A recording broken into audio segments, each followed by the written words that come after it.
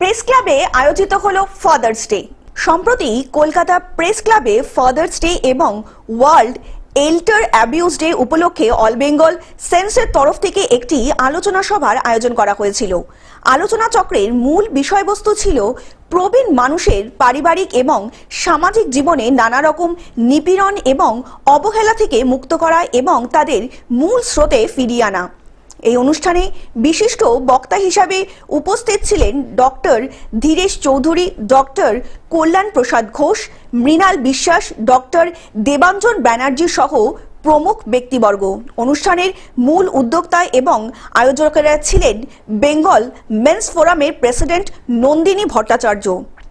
তিনি জানান, দেশবাসী পুরুষের অধিকারের পাশাপাশি তিনি অবহেলিত বয়স্ক মানুষদের পাশে এবং তাদেরকে সমাজের মূল স্রোতে ফিরিয়ে আনাই তার একমাত্র লক্ষ্য এবং সেই কারণেই তার এই আয়োজন।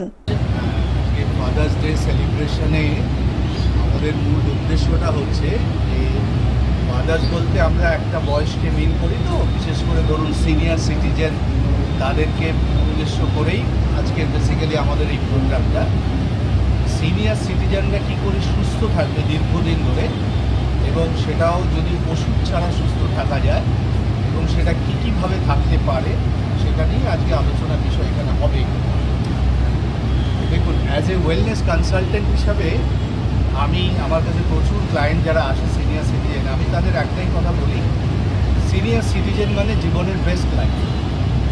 আমরা আমাদের সংসার জীবনে অনেকটা সময় পেরিয়ে আসি আমাদের অনেক দায়িত্ব পালন করতে করতে, কিন্তু কি হয়, নিজের প্রতি দায়িত্বটা পালন করা হয়ে ওঠে।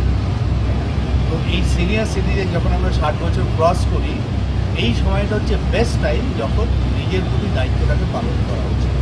এবং যদি আমরা নিজেদেরকে একটু ভালোবাসতে পারি, নিজেদের প্রতি দায়িত্ব নিয়ে নিজেদের ভালো মন্দ যদি একটু টেক কেয়ার করতে পারি, তাহলে কিন্তু দীর্ঘদিন আমরা সুস্থভাবে বাঁচতে পারি, তাও ওষুধ ছাড়া।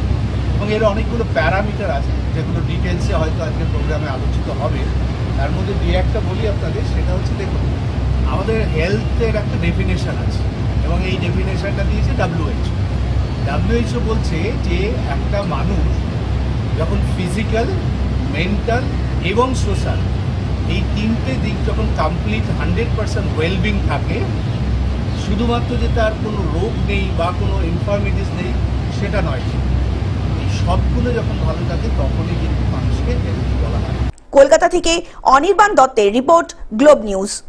এখন থেকে গ্লোব টিভি দেখুন আপনার স্মার্টফোনেও। গুগল প্লে স্টোর অথবা অ্যাপল স্টোর থেকে ডাউনলোড করুন গ্লোব টিভি লাইভ অ্যাপ। এছাড়া জিও টিভি অ্যাপ থেকে দেখুন গ্লোব টিভি লাইভ।